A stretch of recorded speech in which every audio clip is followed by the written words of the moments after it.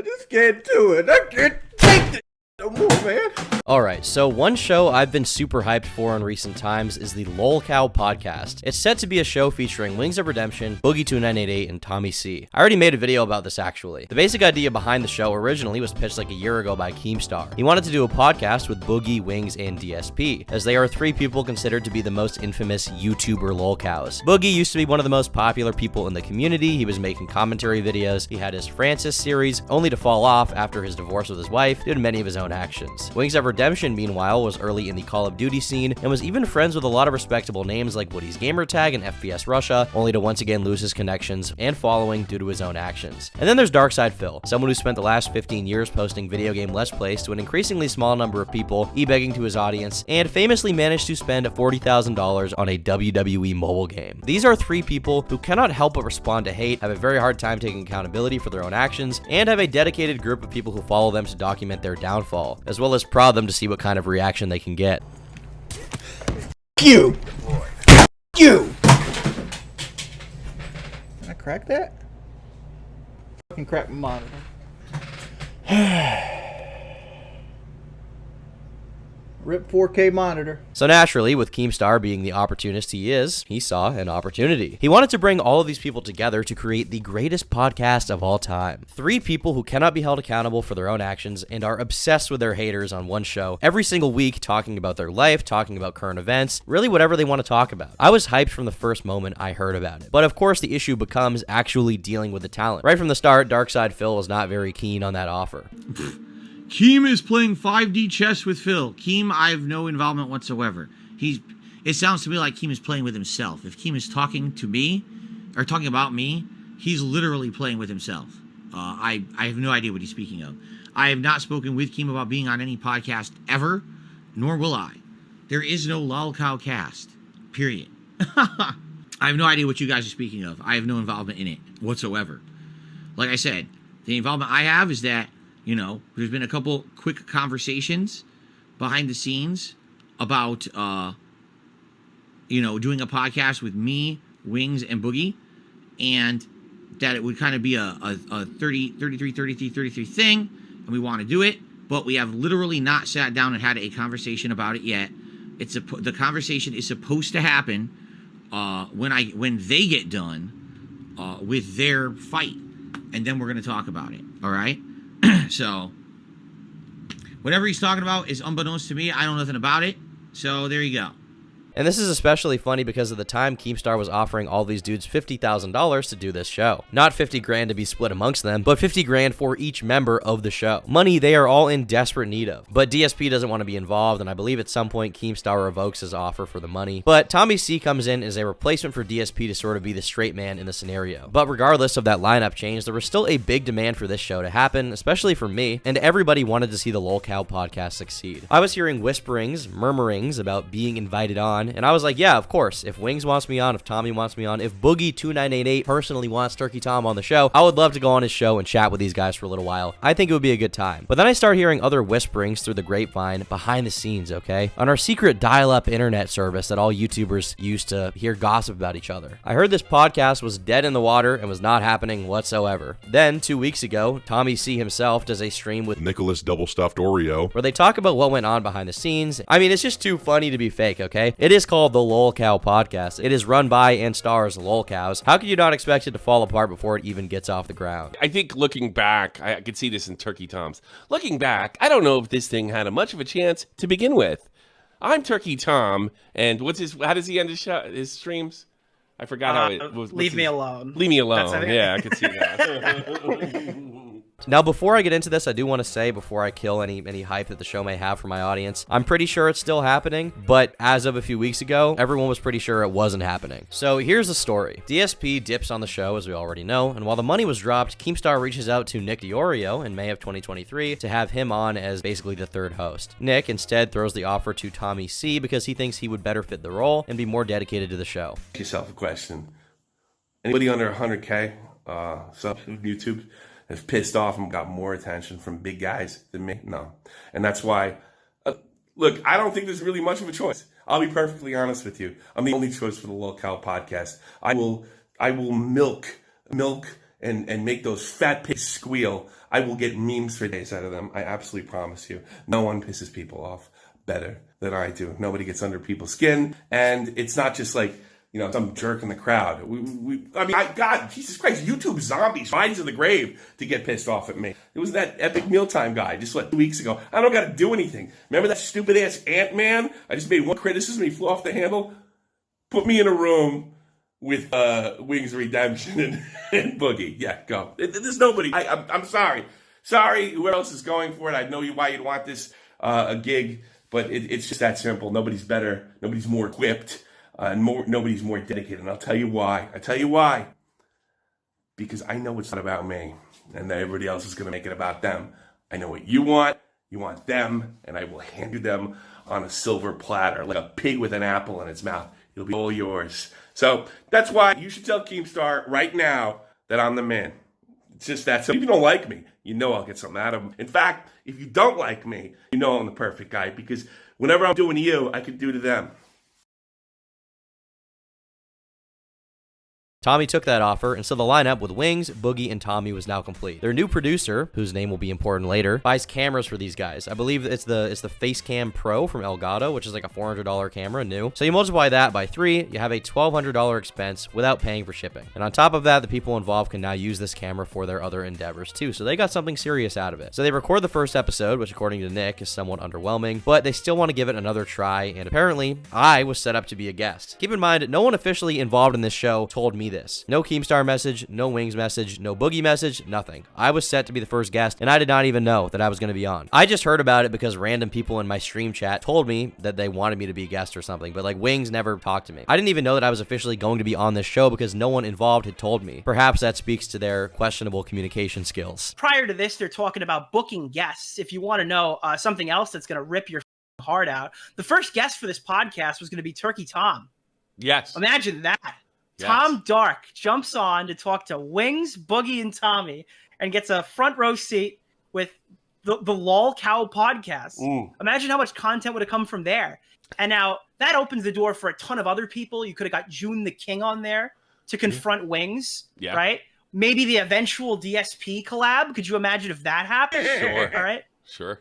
Low Tier God calls in. Could you imagine like how many cool guests could have shown up on the Lolcow Podcast? I also remember hearing that Wendigoon was supposed to be on an episode at one point, and some other collabs were being floated around. And what Nick Diorio says at this point in the stream is very, very true. I mean, imagine Low Tier God on this show, screaming at Wings, screaming at Boogie, calling them both fat losers. Imagine June the King on this show, giving measured takes, trying to talk to them about their history. Imagine the Chris Chan episode, imagine the Null episode. I mean, the possibilities for content are endlessly inviting. And after some time passes, they film another episode, and apparently this is like the goated episode. This is the real episode 1. The first one wasn't that good, but the second one, chemistry is there, the memes are there, the yelling is there, the arguments are there. Everyone put their best foot forward, and this is really a great episode that a lot of people would like. And they even wrap up production. It's been edited, apparently. Tommy was telling me about it. Apparently, what was it? Boogie just started screaming about his divorce in the middle of it or something? No, it was his mom. No, it was even better. It's like we're making fun of Boogie. We made like Wings made a lot of great jokes. Wings is really good when recording, and he made a lot of cracks about his new girlfriend. And right in the middle of and Boogie took it well, but right in the middle of it, he starts talking about being molested as a child. I mean, just right out of nowhere. Guys, this podcast is recorded, edited. It's done. It can come out. Okay, it exists. Yes. All right. You want to hear Wings, Boogie, and Tommy talk about Boogie getting molested as a child? Okay, that is ready to come out. But this is where things go kind of sour. Apparently, there was a Discord call after that second pilot was recorded, the good pilot, where Wings, Boogie, Keem, Tommy, and this producer are there. And the producer's really excited about it, and then he's like, yeah, hey, Keem, what did you think about the show? And Keemstar just leaves the call right away, which leaves everyone confused, right? Discord, leave call, sound effect, boom, he dips. And everyone's like, where the f*** did Keemstar go? He left abruptly, what's going on? And then Keemstar calls Tommy C privately, and he says, hey, Tommy, who the f*** was that? And this is where the story gets great. Who is this producer guy? Who is this person? To answer that question, we have to go back to the past to some really interesting YouTube lore. So way back in 2016, the channel H3H3 Productions was sued by Matt Haas. The channel runners, Ethan and Ela Klein, had made a video making fun of Haas, as they usually did, and as a result, he sued them for copyright infringement. The Kleins subsequently managed to raise $130,000 from their fans to help aid them in legal fees. And those legal fees were quite expensive. I remember at one point Ethan said that this case was costing him like 50 grand a month. Now keep in mind, this money was not directly raised by Ethan himself. It was raised as a result of Philip DeFranco starting a GoFundMe page, which was then donated to by many of H3's enemies, or people they had made fun of. Like, you know, even Leafy donated. Although I think he only donated because Keemstar convinced him that it would make him look good, but he did donate. So many of you guys probably heard by now that Philly D, upon seeing our video, started a GoFundMe campaign that as of now has raised over $115,000 in 24 hours. It's unreal. I feel like it just turned completely for like this situation we've been in to like one of the greatest. It's ridiculous. And now, you know, no matter what happens with the case, we've already won. Philly D started by putting in $5,000. Notch came in with $8,000. Gary Newman, Markiplier, Michael Green, Drama Alert, PewDiePie, Jacksepticeye, Quebble Cop, Ray Narvaez, In a Nutshell, Critical, Did You Know Gaming, Jake Roper, I Hate Everything, Luna, Matthias, Scarce, Boogie, Jenna Marbles, even Leafy is here, and the Fine Bros, people who we've roasted in the past, set aside their differences to help protect fair use, for which I have so much respect.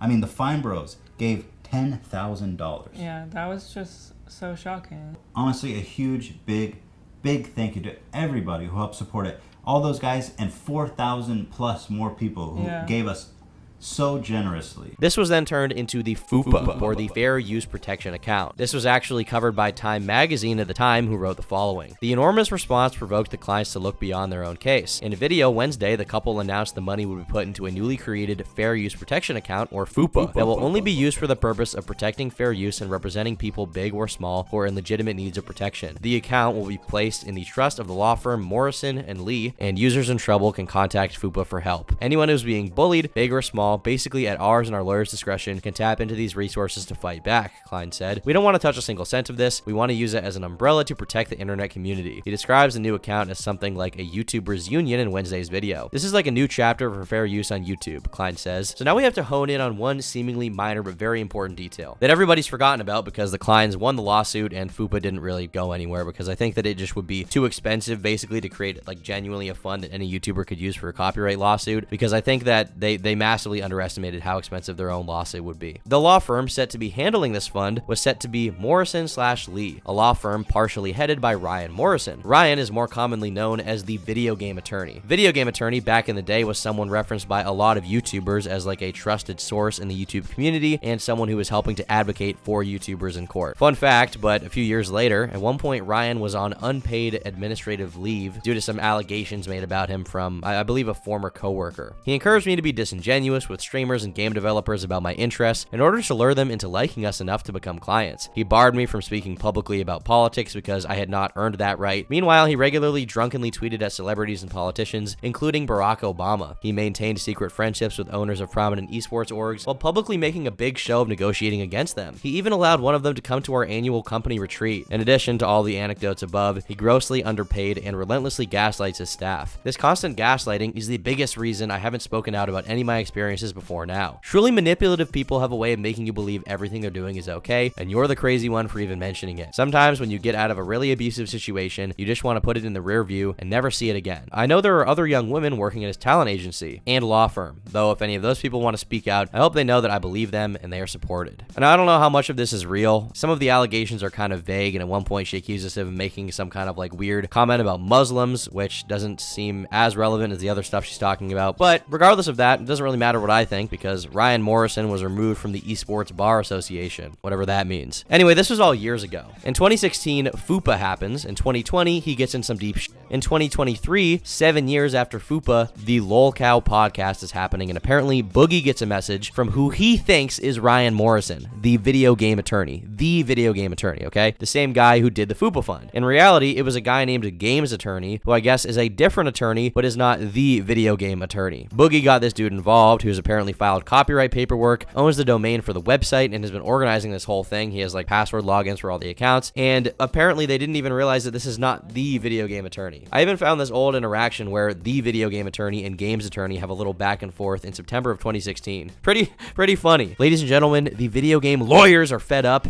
and they're not having it with each other today, okay? Boy, there's only room for one games attorney in this town. And Keem has no idea who the this guy is, and he's been producing the show for 3 months. Pretty much. Now you're probably asking yourself, Tommy, how did you let this happen? And here's the thing, and this is where what do you know about him, Tommy? What do you know about this guy? Can you tell me any knowledge you might know about games? Here's the thing. Look, I was very careful. I didn't want to at first I told you, I was like, I don't know why this guy's here. I know who he is, I was probably the only person that didn't. I think the guy's name was Ryan Morrison. I was probably the only person in the group that knew this wasn't Ryan Morrison, and there's a distinct reason for that. That this wasn't because when I was in Baited, I was contacted by the same guy, the games attorney, right? And I've followed him ever since. And I remember telling Clown and Keem, and I told Keem this in the call. And I said, well, yeah, games attorney called me games. He's like, who? They were like, who are you talking about? Games attorney, the guy that's helping. This is back in 2016. The guy that's helping. The guy that's helping. Atri with the FUPA thing, right? Show me, Clown says. I show him. That's not him. This is him. And he showed me. I was like, oh, wow. So he's another. And this is not the first time, because I was green back then, that somebody tried to get close to me via the Beta podcast. And he said, they both said, and this is 2016, keep that in mind, stay away from that guy. Now. And according to Tommy C, this is not the first time people have been duped by games attorney, thinking that he was the video game attorney. And it may not have even been intentional. The names are just so similar that people like him believe this was the same dude. Why no one vetted this guy to figure out who was the real video game attorney before they got involved in the Lolcow podcast is beyond me. I don't know why they even needed a real lawyer. I'm also very confused about that. Like, just make a YouTube channel. You don't need a copyright on this. It's not like there's going to be another podcast also featuring the same exact people with an extremely similar name running concurrently. I mean, now that is the case, but the people left the Lolcow podcast and they're doing like Lolcow Live now or something. They changed the name and everything because I guess this dude being involved freaked it all up. So there was this Twitter account called the Lolcow Podcast, but that account apparently is now inactive, like it's over for this account. And the Lolcow Podcast is now called Lolcow Live, and the YouTube channel reflects that too. And apparently Keemstar never approved this other dude. He was approved by Boogie and then started sending out cameras to everyone and putting money into it. And Tommy assumed this dude was contracted by Keem, but no, he was not. So what happens is Keem, the games attorney, Boogie and Wings put a DM group. I'm the last one in the group. So I see, and from what I understand, games attorney is sending out all the cameras to everybody. So I immediately assume that this is the guy that Keem is put in charge to manage it, because look, it makes perfect sense because he's got all that stuff going on. I mean, he's got serious stuff going on. He probably has a manager, and then like right off the bat, like they started sort of clashing in there, and I'm like, oh good, I don't get to be the punching bag, let it be them. But at the same time, I bitched to you guys, I was like, I don't know why we need this guy, because it became abundantly clear right away that he wasn't really internet people like we are. And I guess this was a consistent problem with the show. Like, they couldn't figure out who was the real person to contact. Like when I think Games Attorney ended up contacting a fake Papa Gut account. You guys know Papa Gut, the guy who reacts to videos and is like fat on the internet, you know that guy? The one with the gut. Well, they asked him to be on the show, but in reality, it wasn't the real Papa Gut. It was like a fake account run by some commentary community spurg that they just randomly messaged. Keem pulled out first, but when I was on vacation, somebody asked a fake Papa Gut account, this guy, if he wanted to be on the Lolcow podcast in the future. I don't know why Papa Gut's off the internet, but he asked a fake Papa Gut. And I could tell that he wasn't an internet guy because he didn't have Discord. He was doing everything through his phone. He wasn't a PC guy. He wasn't any of those things. And I remember to you, I was like, I really don't like the fact that this guy's been put in charge of anything because there's nothing that we can't do because all three of us are more than capable of doing this. How could nobody here figure out that someone with like 32 followers on Twitter is not the real Papa Gut? Is it that hard to read into it and figure out? Like, is this too much research? Clicking on the profile is too much? Clicking on their YouTube account to see if the Twitter is linked? I feel like that shouldn't be too much. But I guess this games attorney dude is not tech savvy in the slightest, so he messaged this fake Papa Gut guy. Who knows who else he managed? It could have been 30 fake YouTubers. Fake Keemstar, fake Turkey Tom were probably reached out to. And that's probably why I never knew I was supposed to be on the episode. I mean, the incompetence is just amazing. It's riveting. But at some point, Keemstar figures this out. He dips on the project. Tommy C dips on the project in light of this random guy being involved. And for a few weeks, they just like give up. It's too much to handle. It's just too annoying. They can't spend time on this bullshit anymore. First, DSP pulls out and causes a whole issue. Then this games attorney guy is involved. And the whole thing's just a mess. Keep in mind, on top of that, the entire time you have to deal with Wings and Boogie, two insecure, unreliable, overweight, lazy people who are just like hard to talk to in general and have their own host of personal mental problems that undoubtedly made this tough from the beginning. And now this games attorney dude, who from my perspective is just an unknowing up who didn't realize he was not supposed to be there, has spent over $1,000 on this podcast, and we have no idea if he'll even get his money back. Another thing that happened is Keem basically was upset. He says, I don't know who you are. You're a lawyer. You registered all this stuff. I didn't tell you to register anything. And I want the first episode. Well, this guy to this day hasn't uploaded sent the episode to anybody. So it's become pretty clear to me that he was trying to get a check out of Keem. And that's kind of what lost media. Isn't that crazy? So Keem, he's got a gun to this podcast. Yeah, he does. So Keem asked him for the thing and he didn't send it. So Keem told, I'm out. And I can't blame him. I know this really hurts me and whatever I'm doing here, and it probably could have sparked some more life into this channel. But I can't blame him because he doesn't know who he is. And so the first episode of the podcast is currently up in the air. We have no idea if we will ever truly see it. Apparently this lawyer dude just has it on his computer and has yet to release it for everyone. The first good episode of this show is gone, and then there's that other episode I believe they recorded, which was the underwhelming one that we also have not seen to this day. It's just gone. And then there was some argument between Tommy and this attorney because he just wanted to do the show without Keem, and Tommy was like, no, he was here from the start. We're not going to do that. When Keem left, I left a nasty message in there. I was like, I can't believe we chased away the multi-millionaire. What the are you thinking? This is ridiculous. And then after talking to Keem, and then he kind of approached me afterwards and said, so Keem's instincts were 100% correct. He approached me afterwards and said, hey, we can go off on our own. I'm like, that's why Keem got rid of you, motherfucker. That's why he's gone. Because he thought you were ripping him off, and it's abundantly clear. That's what it seems to be.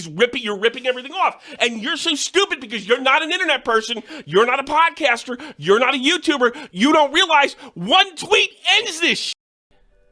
One tweet ends it. I'm sure the Kiwi Farms types would have really liked this podcast. I'm sure the deep diehard fans who anti-fans. I would have hooked them eventually. Really liked this podcast, I would have got them eventually. But this podcast doesn't get views.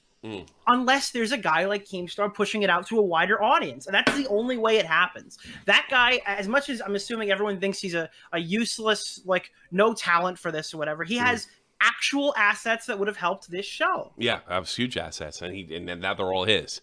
And I don't know what's happening. What is Boogie going to promote here? Is he going to post it between notes on Twitter? Hey guys, my girlfriend looks like she's 16. Watch the Lolcow Podcast. And apparently during the show, Wings was very easy to talk to, believe it or not, and get a hold of. He was very professional about showing up on time, while Boogie was the one that was hard to deal with. But then, as of this little drama, Wings got spooked and dipped for a bit because he got cold feet. Now keep in mind, this whole thing is all from Tommy's account of things. I don't think he's lying, but this is all details from his perspective, so things could be slightly different if we heard them all talk about it. Maybe he forgot details. But clearly this game attorney dude is out of his depth and should not be doing this show. It's my understanding that now this lawyer dude is out of the picture, and this new Lolcow live show has been created to like sidestep whatever copyright or trademark issues there may be. And the theory from Tommy C is that DSP is like the secret mastermind or something behind this all falling apart, because he has some connection with Game's attorney and got him to do this show without Keem and kick him out by organizing with the talent behind the scenes. I don't know if that's true, but that would be really funny. And I'm wondering what his connection is to DSP. I'm really wondering what his connection to because I think he has a connection